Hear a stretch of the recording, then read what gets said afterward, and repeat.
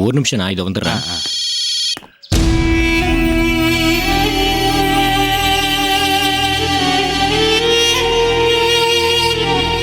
Hello sir.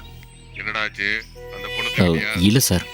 திரும்ப திரும்ப இதே சொன்ன, நீ உயிரோட இருக்க மாட்ட. அவளை முடிக்கணும்னு தான் சார் விடாமல் துரத்திட்டு இருக்கேன். ட்ரீட்மெண்ட்டுக்காக அந்த பொண்ணை வடபழனியில் இருக்கிற ஹாஸ்பிட்டல் கூப்பிட்டு வந்திருக்காங்க. அங்கே வச்சு அவளை தூக்கியிருப்பேன் சார். ஆனால் அவள் என்னை அடையாளம் தெரிஞ்சுக்கிட்டு ஓட ஆரம்பிச்சிட்டா. ரோடுங்கிறதால ஓப்பனாக அவளை என்னால் ஃபாலோ பண்ண முடியல சார். ஸோ இந்த தடவை அவளை மிஸ் பண்ணிட்டேன், அப்படிதானே? இல்லை சார், ஆள் இல்லாத இடமா பார்த்து அவளை மடக்கிடலான்னு தான் பின்னாடியே போனேன். ஆனால் அவள் அதுக்குள்ளே பூஜாவோட கார் டிக்கில ஏறி ஒளிஞ்சுக்கிட்டா சார். இன்னும் எத்தனை நாளைக்கு நான் இப்படியே அவ கூட கண்ணாமூச்சி ஆடிக்கிட்டு இருப்பேன்? நான் என்ன சார் பண்ணுறது? அவன் நேரம் நல்லா இருக்கு, அதான் ஒவ்வொரு தடவையும் என்கிட்ட இருந்து அவள் எஸ்கேப் ஆகிட்டே இருக்கா. அவளுக்கு நேரம் நல்லா இருந்தா உனக்கு நேரம் தப்பா இருக்குன்னு அர்த்தம்டா. இப்படியே பண்ணிட்டு இருந்தேன்னு வச்சுக்க, உன் கதையை முடிச்சிட்டு நானே நேரடியாக களத்துல இறங்கிடுவேன்டா. வேணாம் சார், பூஜா அவள் புருஷனை பார்க்கறதுக்காக ஹாஸ்பிட்டலுக்கு வந்திருக்கா. அவள் அங்கேயே இருந்தாலும் சரி, வீட்டுக்கு போனாலும் சரி, ராத்திரிக்குள்ளே அவள் கார் டிக்கில இருந்து மாதவி நான் எப்படியாவது தூக்கிறேன் சார். அவளை தூக்குனதும் போட்டுறாதடா, நம்ம இடத்துல கொண்டு போய் வச்சிரு, புரியுதா? ஏன் சார்? பேச்சு வராத வரைக்கும் அவளால பிரச்சனை இல்லைடா. ஆனா அந்த அறிவழகனால என்னைக்கு பிரச்சனை தான், என்ன புரியுதா? ஆனால் அவன் இன்னும் மயக்கத்தில் இருக்கானே சார்.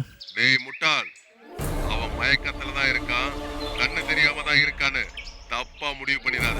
அடைவி பார்த்தே அடையாளம் சொல்லுவான். அவனை முடிச்சதுக்கு அப்புறம் வேணா மாதவியை முடிக்கலாம். சரிங்க சார். குழந்தைய தூக்குனது எனக்கு ஃபோன் பண்ணு. சரிங்க சார். சொன்ன மாதிரி என்ன கேட்குறியோ அதை நான் உனக்கு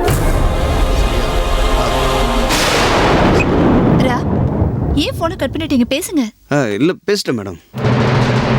மேடம், டாக்டர் பார்க்க போனீங்களே, சாரோட ஸ்டேட்டஸ் பற்றி என்ன சொன்னாங்க? 2 நாள் டிஸ்சார்ஜ் பண்ணிடலான்னு சொன்னாரு. ஆனால் உள்ள இருக்கிற காயம் ஆறதுக்கு இன்னும் 1 மாதம் ஆகுமா?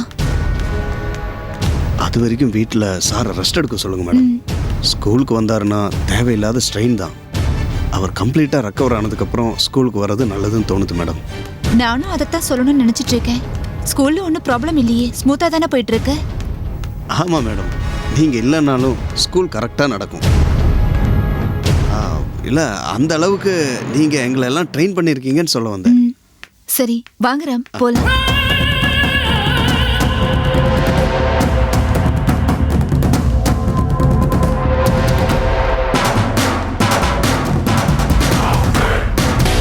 என்ன சார், போலாமா? இருங்கண்ணே, என் தங்கச்சி வந்துட்டோம், அப்புறம் போகலாம். சரி.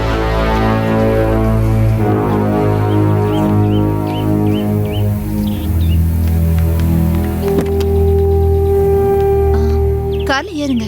இல்லை, நீங்கள் கிளம்புங்க மேடம். பரவாயில்ல, நான் ட்ராப் பண்ணிட்டு வந்து உட்காருங்க.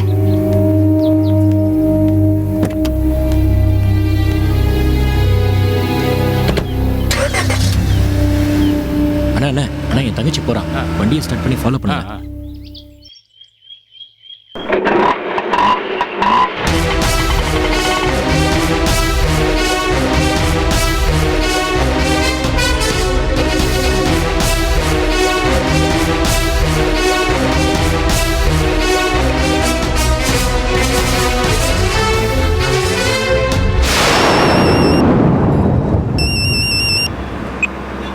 ஹலோ மேடம், ஒரு பேட் நியூஸ் மேடம்.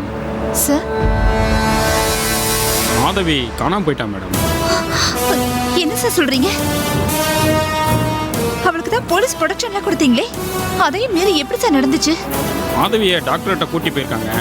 அப்போ ஹாஸ்பிட்டல் வந்திருக்காங்க, அங்கிருந்து தான் காணாம போயிருக்கா. அக்கா கூட தானே இருந்திருப்பாங்க, அவங்க எப்படி சார் இவ்வளோ கேர்லெஸ்ஸாக இருந்தாங்க? பாத்ரூம் கூட்டி போயிருக்காங்க, ஏதோ ஃபோன் வந்திருக்கு, அதில் டைவர்ட் ஆயிருக்காங்க. அதுக்குள்ளே இப்படி ஆயிடுச்சுமா. சார், அவள் தானே எப்படி சார் காணாமல் போவா? ஒருவேளை கொலைகார அவளை... கட்டாயம் இருக்கலாம் மேடம். அந்த கோணத்துலேயும் நாங்கள் தீவிரமாக விசாரணை பண்ணிக்கிட்டு தான் இருக்கோம். சார், மாதவி சின்ன பொண்ணு சார். அவள் அந்த கொலைகாரனை பற்றி அப்படி என்ன சொல்லுவா? அவளை போய் ஏன் இந்த ராஸ்கல் இப்படியெல்லாம் துரத்திட்டு இருக்கான்னு தெரியல. கிரிமினலுக்கு குழந்தைங்க பெரியவங்கன்னு என்ன மேடம் வித்தியாசம் இருக்குது? ஆதாரத்தை அழிக்கணும், சாட்சியை கொல்லணும், அதுதான் அவங்களுடைய எல்லா நோக்கம். சார், குழந்தைய தொலைச்சிட்டு அக்கா ரொம்ப துடிச்சு போயிருப்பாங்க சார். அவன் கையில பாப்பா மாட்டுறதுக்குள்ள எப்படியாவது அவளை கண்டுபிடிச்சிருங்க சார். எனக்கு தகவல் கிடைச்ச உடனே போலீஸ் எல்லா இடத்துலையும் தேடுறதுக்கு ஏற்பாடு பண்ணியிருக்கேன் மேடம். இந்த தகவலை உடனே உங்களுக்கு சொல்லணும்னு தான் ஃபோன் பண்ணேன் மேடம். சார், ஒரு நிமிஷம், அக்கா இப்ப எங்க இருக்காங்க? ரிஷி அம்மு எல்லாம் ஹாஸ்பிட்டலில் தான் இருக்காங்க. இப்போ நான் அங்கே தான் போய்கிட்டு இருக்கேன். ஆ, எந்த hospital sir? Vasuki hospital, Vadapalani. Okay sir, நான் அங்கே வந்துடுறேன். ஓகேம்மா. என்னாச்சு மேடம்? மாதவி காணாம போயிட்டாளா? ஆமா ராம், இது நடந்துடக்கூடாதுன்னு நான் இத்தனை நாளா பயந்துகிட்டு இருந்தேன். போலீஸ் அக்கானு எல்லாரும் கூட இருந்தோம், இப்படி கேர்லெஸ்ஸா விட்டுட்டாங்களே. பாவம் மாதவி எங்க போய் மாட்டிக்கிட்டு இருக்காளோ தெரியல.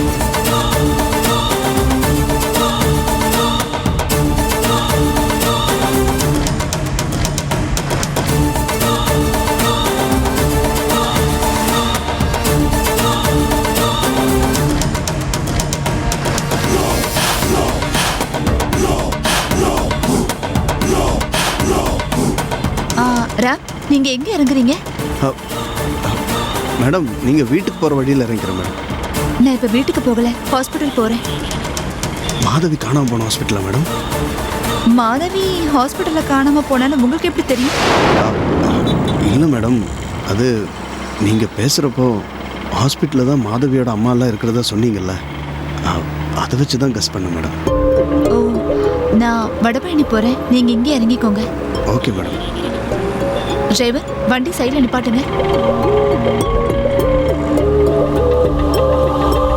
Thank you madam. ஓகே,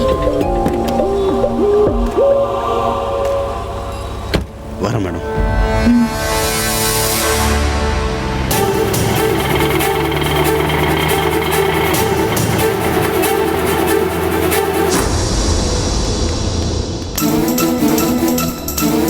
இங்கே நிரஞ்சன் யாரு? சார் நான் தான் சார். என்ன சார் நடந்துச்சு? குழந்தையோட யார் இருந்தா? அது சார், அது வந்து நான் தான் இருந்தேன். மாதவி வாஷ்ரூம் போகணும்னு சொன்னா அழைச்சிட்டு போனேன். ஃபோன் வந்ததுன்னு பேசிட்டு வந்து பார்த்தா மாதவியை காணோம் சார். சரி வாங்க, சிசி ரூம்ல பார்ப்போம், ஏதாவது ஆதாரம் கிடைக்குதான்னு பார்ப்போம். ம். வணக்கம் சார். ம். தம்பி, சொல்லுங்கள் சார். இன்னைக்கு நடந்த சம்பவத்தையெல்லாம் நான் கொஞ்சம் வியூ பண்ணணும்ப்பா. பார்க்கலாம் சார். குறிப்பாக ரிசப்ஷனில் இருக்கிற புட்டேஜை காட்டு. காட்டுறேன் சார்.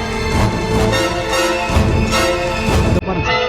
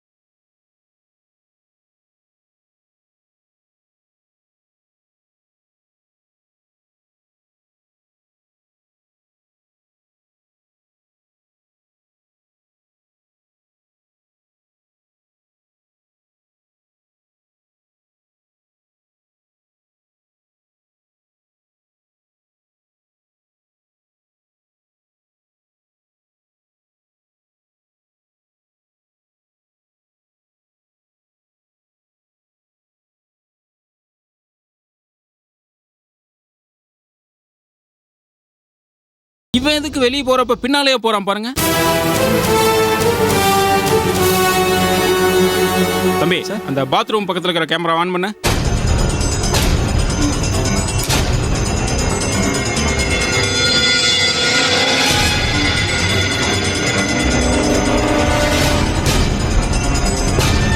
தம்பி, அதை அப்படியே நிறுத்து. சரி, ப்ளே பண்ண.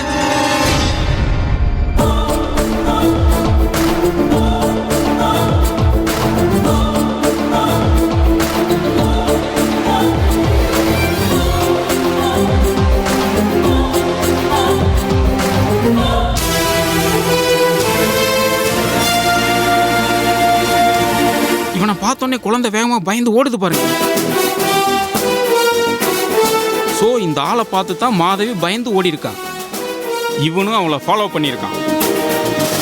ஸோ கரஸ்பாண்டன்ற குத்துன கிரிமினல் இவனா தான் இருக்கும். என் பொண்ணைய கொல்றதுக்கு தான் இவன் துரத்திட்டு இருக்கான். அவன் கையில மாற்றத்துக்குள்ள எப்படியாவது என் பொண்ணை காப்பாத்துங்க சார்.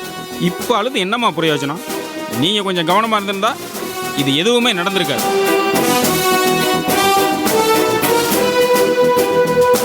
மாதவி அவங்ககிட்ட மாட்டிக்கிட்டாளா இல்லையான்னு இப்போ நம்ம தெளிவாக சொல்ல முடியாது. அவங்ககிட்ட மாட்டிக்கலின்னு நம்ம நம்புவோம். அதுக்குள்ளே அவனை பிடிக்கிறதுக்கு நான் எல்லா ஏற்பாட்டையும் பண்ணுறேன். எல்லா செக் போஸ்ட்டையும் நான் அலர்ட் பண்ணுறேன். எப்படி அவனை பிடிச்சிடலாம், கவலைப்படாதீங்க.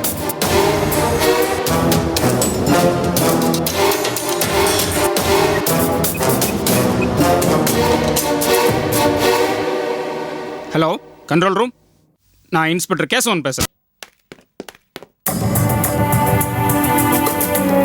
வாங்க சார். ஆ, மாதவி பத்தி ஏதாவது இன்ஃபர்மேஷன் தெரிஞ்சுதா? இன்னும் இல்லை மேடம். எல்லா செக் போஸ்ட்டுக்கு இன்ஃபர்மேஷன் கொடுத்துருக்கோம்.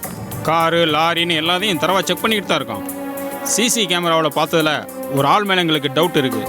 ஒருவேளை அந்த கொலைகாரனுக்கு பயந்து மாதவி எங்கேயாவது ஒளிஞ்சிட்டு இருந்தா என்ன சார் பண்றது? அதுக்கு சான்ஸ் இருக்குது. சாலிகிராமம் பகுதியில் ஒரு சின்ன பொண்ணு ஓடிக்கிட்டு இருந்ததை அந்த ஏரியாவில் இருந்த மக்கள் பார்த்துருக்காங்க. அந்த சரௌண்டிங் முழுக்க எல்லாத்தையும் விசாரிக்க சொல்லியிருக்கேன். பாலம், புதுசாக கட்டுற பில்டிங், இப்படி ஒளியக்கூடிய எல்லா இடத்துலையும் நான் தேட சொல்லியிருக்கேன். எப்படி அவளை கண்டுபிடிச்சிடலான்னு எனக்கு நம்பிக்கை இருக்குது. சார், மாதவி அந்த கொலைகாரனை காட்டி கொடுக்கலனாலும் பரவாயில்ல, அவளை எப்படியாவது கண்டுபிடிச்சு அவ அம்மா கிட்ட ஒப்படைச்சிருங்க சார். பாவம் சார், வாழ்க்கையில அவங்களுக்கு இருக்கிற ஒரே துணை மாதவி மட்டும்தான் சார். அவளும் இல்லைன்னா அவங்க ரொம்ப துடிச்சு போயிடுவாங்க. எனக்கு புரியுது மேடம். என்னால் ஆன எல்லா முயற்சியும் நான் செய்கிறேன். ம். இதுக்காக ஒரு ஸ்பெஷல் போர்ஸையவே இறக்கியிருக்கேன். இன்னைக்கு ராத்திரிக்குள்ள நல்ல தகவல் கிடைக்கும். தைரியமா இருங்க. Thank you sir. ஏய், நீ எதுக்கு இங்க வந்த? சார், என் பொண்ணை யார் கடத்துனாங்கன்னு எனக்கு இப்ப தெரிஞ்சிருச்சு. நான் சொல்றவங்களை பிடிச்சு விசாரிங்க சார். அவங்க மேல ஆக்ஷன் எடுங்க. முதல்ல உங்களுக்கு யார் மேல சந்தேகம்னு சொல்லுங்கம்மா. சந்தேகமே இல்ல, கன்ஃபார்மா சொல்றேன்.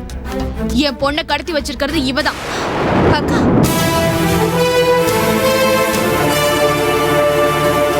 உங்க கோவம் தீரணும்னா என்ன என்ன வேணாலும் திட்டுங்க. ஆனா தயவு செஞ்சு இந்த விஷயத்துல என் மேல சந்தேகப்படாதீங்க. மாதவி மேல நானும் உயிரே வச்சிருக்கேன். அவளை மீட்டு உங்ககிட்ட ஒப்படைக்கணும் தான் நான் துடிச்சிட்டு இருக்கேன்.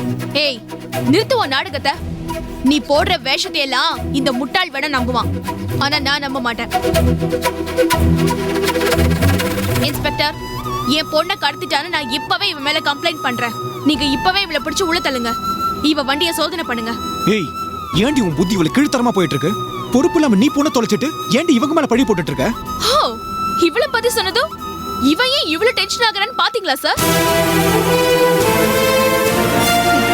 இவன் தனியா இந்த வேலையை பண்ணிருக்கவே முடியாது. என் பொண்ணை கடத்துறதுக்கு இவன் தான் ஹெல்ப் பண்ணிருக்கணும். நான் இவன் மேலயும் கம்ப்ளைண்ட் தரேன். இவனையும் உள்ள தள்ளி விசாரணை பண்ணுங்க. சார், மாதவி காணாம போயிட்டதால இவளுக்கு பைத்தியம் பிடிச்சிருக்கு. அதனாலதான் இப்படி உளறிட்டு இருக்கா. இவ சொல்ற எதையும் நீங்க சீரியஸா எடுத்துக்காதீங்க. இல்ல சார், நான் தெளிவான மனநிலையில சொல்றேன். இவங்க ரெண்டு பேரும் சேர்ந்துதான் என் பொண்ணை கடத்திருக்காங்க. இவங்க மேல நீங்க கம்ப்ளைண்ட் எடுத்தே ஆகணும். எமோஷனல் ஆகாம கொஞ்சம் அமைதியா இருங்கம்மா. உங்களுக்குள்ள இருக்கிற பிரச்சனையை மனசுல வச்சுக்கிட்டு இப்படி பழி போடாதீங்க. ஒருத்தர் மேல கம்ப்ளைண்ட் பண்ணா அதுக்கு சரியான மோட்டிவ் வேணும். ஏன் இப்படி பண்ணாங்கன்ட்டு சரியான காரணம் வேணும். காரணம் என்னன்னு உங்களுக்கே தெரியாதா சார்? இவ புருஷனை குத்திட்டு போனவன என் பொண்ணு மட்டும் தான் பாத்திருக்கா. ஆனா நான் அவளை சாட்சி சொல்ல விட மாட்டேன்னு சொல்லிட்டேன். அந்த கோபத்தை மனசுல வச்சுக்கிட்டு இவ இந்த மாதிரிலாம் பண்ணிக்கிட்டு இருக்கா. உங்க லாஜிக்கே தப்பா இருக்கேம்மா. மாதவிக்கு இன்னும் பேச்சு வரல. அவளை கடத்திக்கிட்டு போய் இவங்க என்ன பண்ண போறாங்க? ஒருவேளை மாதவிக்கு பேச்சு வந்திருந்தா உங்க பெர்மிஷனுக்காக நாங்க காத்துக்கிட்டு இருக்க மாட்டோம். நாங்களே கூட்டிட்டு போய் ஒரு ஸ்டேட்மெண்ட் வாங்கிடுவோம். போலீஸே இவங்களுக்கு சப்போர்ட்டா இருக்கிறப்ப இவங்க எதுக்கு மாதவியை கடத்தணும்? அப்படி இல்ல சார், எனக்கு இவ மேல சந்தேகமாவே இருக்கு. இவ புருஷனை குத்துனதுல இருந்து என் பொண்ணை கடத்தின வரைக்கும் எல்லாமே இவ நாடகம் தான் நான் நினைக்கிறேன். அம்மோ, எதுக்கும் ஒரு லிமிட் இருக்கு. நடந்தது என்னன்னு புரியாம உன் இஷ்டத்துக்கு எதுவும் பேசிக்கிட்டு இருக்காத. நான் என்ன பண்ணுவேன்னு எனக்கே தெரியாது.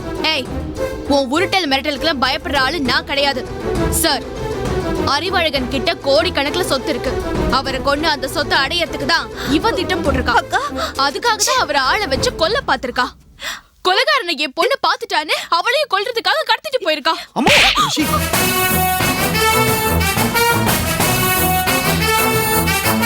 ரிஷி கொஞ்சம் அமைதியா இருங்க. இதுக்கு மேல இவங்கள பத்தி ஏதாவது தப்பா பேசுன உன்னை கொன்னுடுவேடி. ஏய், என்ன அடிக்கிறதுக்கு உனக்கு யார் ரைட்ஸ் கொடுத்தது?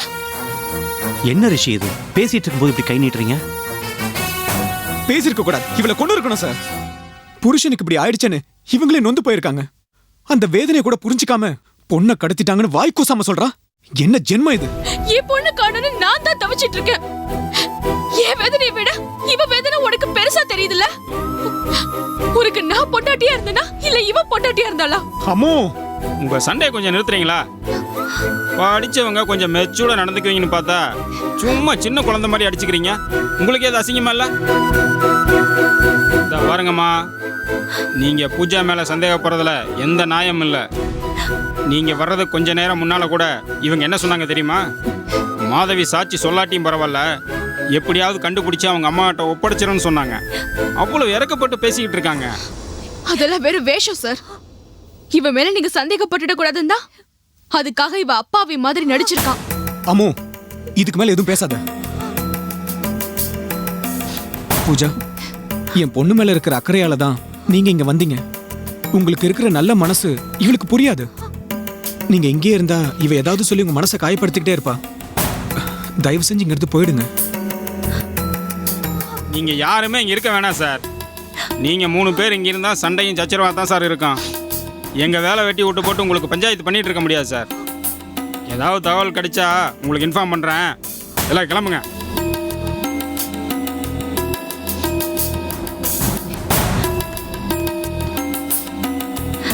நான் வரேன் சார்.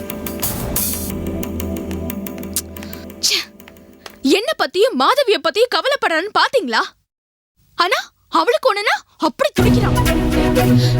உண்மையிலேயே என் பொண்ணு கிடைப்பாள மாட்டாளன்னு எனக்கு பயமா இருக்கு. அப்படி எல்லாம் எதுவும் ஆகாதம்மோ.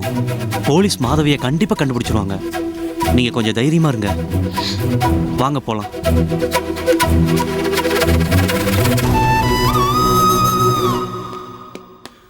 ஓகே கான்ஸ்டபிள், எல்லா இடத்துலயும் தேட ஏற்பாடு பண்ணுங்க. சரிங்க சார். அலர்ட்டா இருங்க. சரிங்க.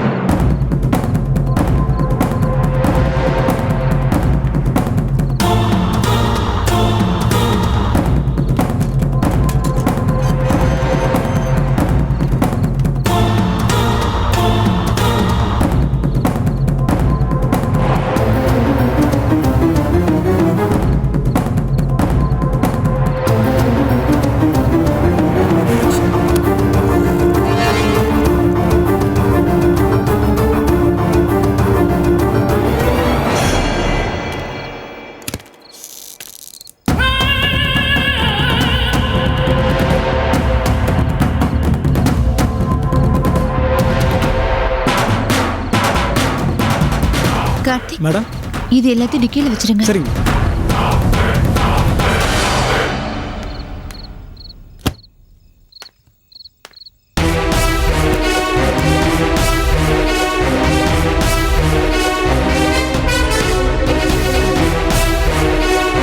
மேடம், மேடம், மேடம், மேடம், என்னாச்சு கார்த்திக்? டிக்கிக்குள்ள ஒரு குழந்தை இருக்கு மேடம். குழந்தையா?